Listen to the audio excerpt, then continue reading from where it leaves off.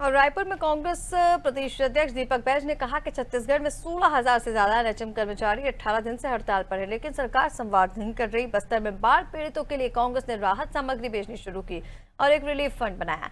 केंद्र से 60,000 ton urea की मजदूरी के बावजूद किसानों को खाद नहीं मिला। सरकार झूठ बोल रही है। मितानिनों की हड़ताल पर बैज ने कहा कि स्वास्थ्य व्यवस्था चौपट है और मोदी गारंटी का वादा अब तक अधूरा है।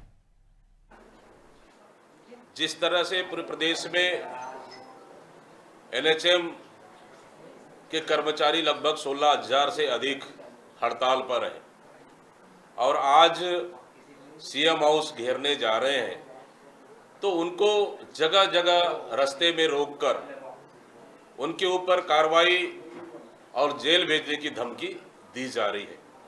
मैं समझता हूं कि जो मोदी गारंटी के नाम से इस सरकार ने वादा करके उनसे वोट लिया और आज 15 दिन से अधिक हो गए, कोई सरकार का नुमाइंदे उनसे बात करने के लिए नहीं पहुंचा। और साथ ही केंद्र सरकार ने भी स्पष्ट रूप से कहा है कि किसी राज्य के कर्मचारी को नियमितीकरण करना वो राज्य का विषय है, लेकिन राज्य सरकार सिर्फ टाल मटोल कर रही है कि बस्तर में जो बाढ़ की हालात बनी थी, जो नुकसान हुआ, उसके लिए प्रदेश कांग्रेस कमेटी ने राहत सामग्रियां भेजना शुरू कर दी है और राहत सामग्रियां बंटना भी शुरू हो गई है। निश्चित रूप से कि कहीं ना कहीं हम लोग उन पीड़ित परिवारों के लिए पूरे प्रदेश कांग्रेस कमेटी मिलकर उनके आंसू पोंछने का काम कर रही है और इसके लिए कल हम लोगों ने बैठक में विशेष रूप से इसके एक रिलीफ फंड शुरुआत भी हम लोगों ने किए हैं और उसके तहत हम उन प्रभावितों को मदद कर रहे हैं और लगातार इस बात को भी कह रहे हैं कि आज भी उन बस्तर के बाढ़ पीड़ितों के लिए सरकार ने कोई उचित कदम नहीं उठाया है, सिर्फ खानापूर्ति कर रही है।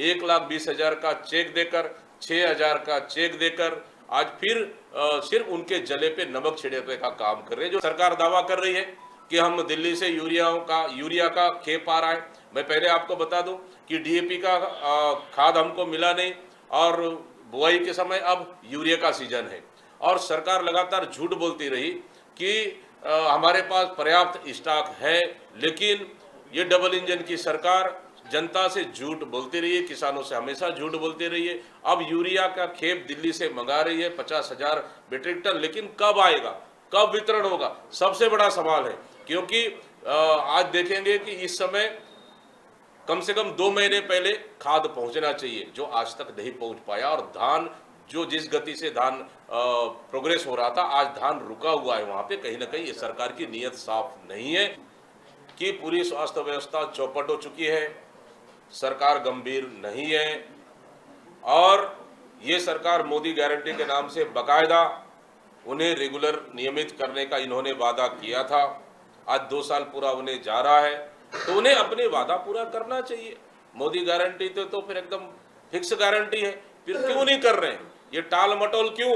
केंद्र सरकार को पूछेंगे, केंद्र सरकार का अधिकार क्षेत्र है, केंद्र सरकार कह रहा है ये राज्य सरकार का अधिकार है, डबल इंजन की सरकार है, आपका अधिकार क्षेत्र है, आपको करना चाहिए। लेकिन आज जिस तरह से सीएम हाउस घेरने जा रहे हैं, उन्हें डराया धमकाया जा रहा है, उन्हें जेल भेजने की धमकी दी जा रही है, कार्रवाई करने की धमकी दी जा रही है। इस तरह से धमकी से मितानिन डरने वाले नहीं।